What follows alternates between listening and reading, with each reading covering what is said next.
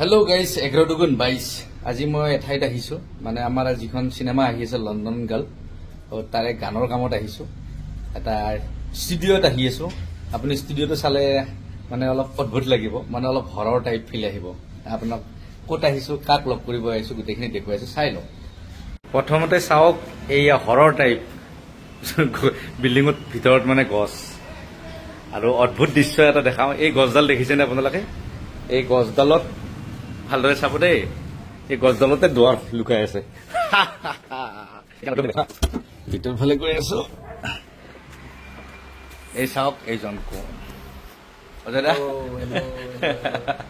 লগতে আমাৰ ডাইৰেক্টৰ বহি আছে সমিতা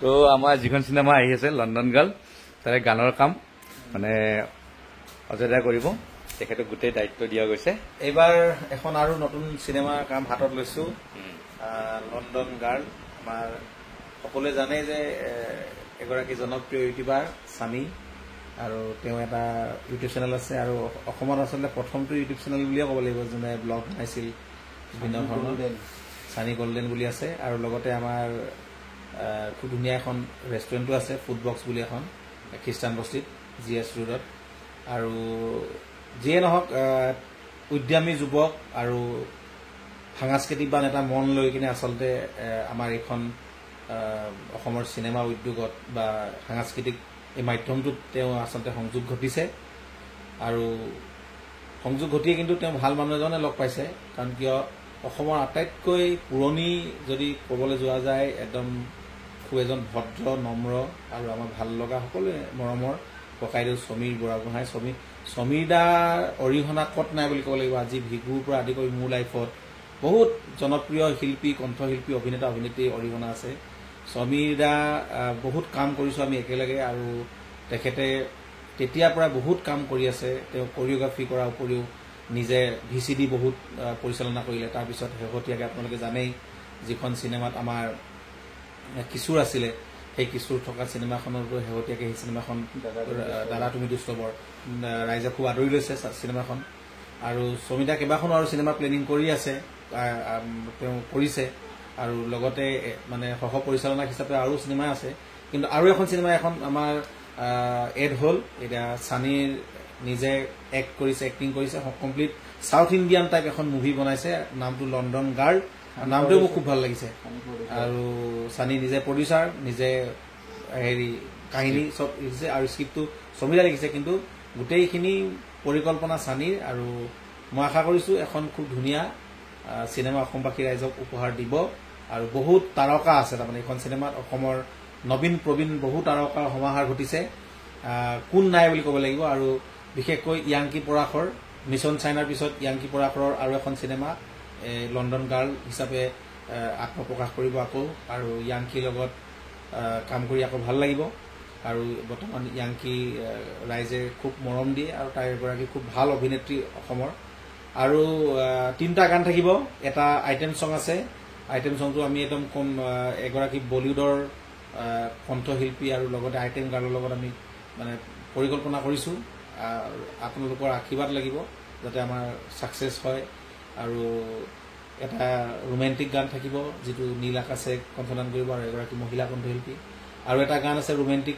ছেড সং এটা সেইটো য'ত আমাৰ হাৰ্টথ্ৰব জুবিন দাই কণ্ঠদান কৰিব আৰু কুসুম কৈলাশৰ ৰেপ থাকিব হয়তো আমি খানজাদিকো আমি গানটোত আমি ইনভলভ কৰাব পাৰোঁ এইখিনি আমাৰ পৰিকল্পনা আছে আৰু আশা কৰিছোঁ যে আপোনালোকে আপডেটবিলাক চাই থাকিব লণ্ডন গাৰ্লৰ আপডেট পাই থাকিব আৰু চিনেমাখন আমি সোনকালে অসমবাসী ৰাইজলৈ আমি আগবঢ়াই দিম আৰু প্ৰথমে আমি গানসমূহ আপোনালোকে পাব আৰু খুব ধুনীয়া ধুনীয়া গান আমি দিম বুলি আশা কৰিছোঁ আৰু আপোনালোকে আপডেটবিলাক চাই যাব আপোনাৰ গোটেইখিনি আমাৰ সানি গল্ডেন যিটো ইউটিউব চেনেল আছে ইনষ্টাগ্ৰাম পেজ আছে আমাৰ ফেচবুকত আছে সকলোতে আপোনালোকে চাব ছাবস্ক্ৰাইব কৰিব লাইক কৰিব আৰু ফ'ল' কৰিব বুলি আশা কৰিলোঁ ধন্যবাদ খুব ভাল লাগিছে মানে সকলোৱে জানে সানি চিনেমাখন সানি গল্ডেনৰ চিনেমাখনত আমাৰ অজয় ইনক্লুড হৈছে অজয়ৰ লগত মোৰ বহুত পুৰণা সম্বন্ধ তাৰমানে বহুত আগৰ পৰাই আমি যেতিয়া মানে ষ্টাৰ্ট কৰিছিলোঁ তেতিয়াৰ পৰা অজয়ৰ লগত বহুতখিনি কাম কৰিছোঁ একেলগে মোৰ বহুত আগৰ আৰু বহুত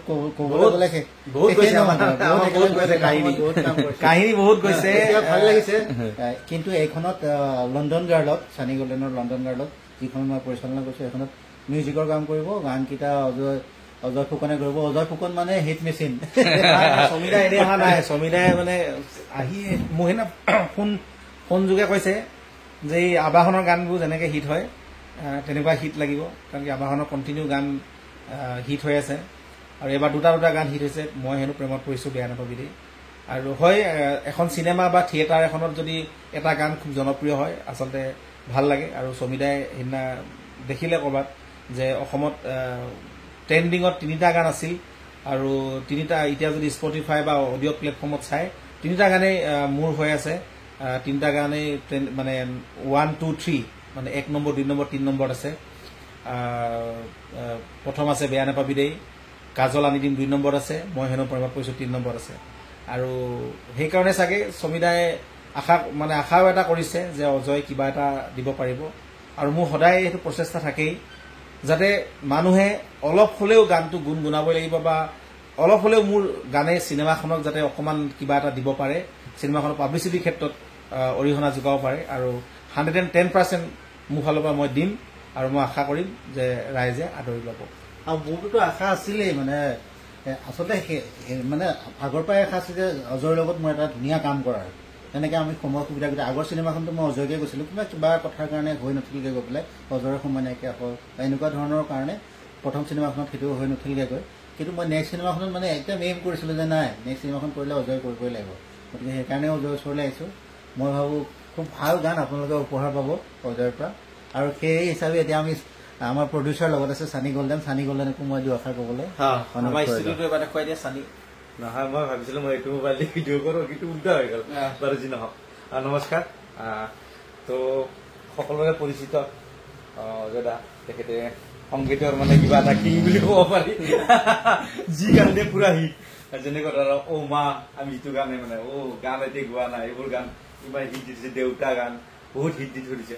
তো ভাবিছা আমাৰ যিখন চিনেমা আহিছে লণ্ডন গাৰ্ল, তো তেখেতে গোটেইখিনি দায়িত্ব দিয়া হৈছে গানৰ ক্ষেত্ৰত। তেখেতে গোটেই আৰ্টিষ্টৰ পৰা মিউজিকৰ পৰা গোটেইখিনি তেখেতৰ ওপৰত দায়িত্ব। এতিয়া তেখেতৰ ওপৰতে ভৰসা আৰু বাকী মই তেখেতৰ মই ষ্টুডিঅ'টো দেখিছো এনেকুৱা ধুনীয়া ইণ্টেৰিয়ৰ। মই মানে অথনিৰ পৰা চাই আছো, মানে কিবা অলপ হৰৰ টাইপ লাগে। আপোনালোকে আহিলে দেখিব, মই গোটেইখিনি দেখুৱাই আছো, চাই লওক আপোনালোকে ষ্টুডিঅ'টো। মই ভালকে দেখুৱাই আছো, মানে কিবা অদ্ভুত টাইপ বনাইছে। মই একচুৱেলি আহি পোৱা নাছিলো, ফাৰ্ষ্ট টাইম আহিছো। কিন্তু মানে প্ৰত্যেকটা জাগাতে মানে এইটো জুবিন দা। আৰু ইয়াতে মানে যোন আৰ্টিষ্ট আহে কোনোবা নহয় কোনোবা এটা মানে চিগনেচাৰ বা কিবা এটা লিখি থৈ যায় গোটেই ৱালখনত। মানে অলপ অদ্ভুত টাইপ বনাইছে। এইটো চা কিহেৰে আঁকিছে? মুখেৰে।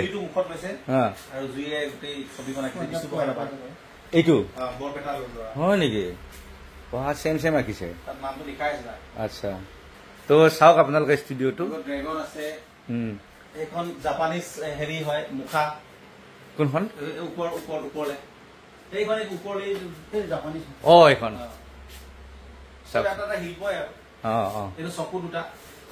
মোৰ কাজল গান মিলাই এই চকু চাওক, মানে কিবা বেলেগ ষ্টাইলত বনাইছে। আৰু এইবোৰ চাওকচোন কি ডিজাইন কৰিছে। এইবোৰ হ'ল মানে CD ডিছ, ডিছৰ পৰা ডিজাইন বনাই কেনে বনাইছে। ভাল লাগিছে কিবা এটা ইউনিক আৰু। মানে মই বহুত ষ্টুডিঅ'ত গৈছো, কিন্তু এনেকা মানে ভিডিঅ'ত দেখাই দিছো। ইয়াতে ৰেকৰ্ডিং ষ্টুডিঅ' আছে ইয়াতে। ভিডিঅ'টো দেখুৱাই আছো আপোনালোকক। ইয়াতে মানে গান কৰে জুবিন দা। ইয়াতে কেতিয়াবা মানে গান গায় ন?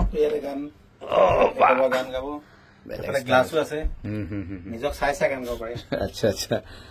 ইয়াৰ পৰা মানে সিফালে ৰেকৰ্ডিং মানে হেৰি কাম চলি থাকে, সিফালে ইয়াতে ৰেকৰ্ডিং হয়। এইফালে প্ৰস্তুতি চাই থাকে। মই আছো।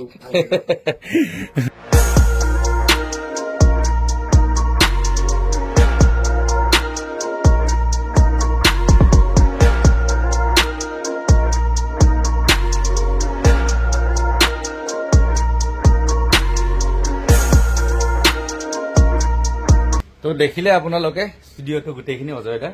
এইটো মানে জোৰত পৰে ন সেইটো জোৰত পৰে ৰাজগড়তে আৰু মানে ৰাজগড়তো হয় জোৰততো হয় মানে মিক্স আছে তাৰমানে দুইটা জেগাতে আহিব কেতিয়াবা কাৰণে অজয় দাক লগ পাব এখেতে গোটেই গান চান যদি কিবা গাবলগীয়া থাকে কিবা গোটেই ইয়াতে আহিলে হ'ল মিউজিক কৰিব লাগে কিবা কৰিব লাগে গোটেইখিনি কৰাই দিব তো আজি ভিডিঅ' এইখিনি আছিলে অলপ শ্বৰ্ট ব্লগ তো বাই বাই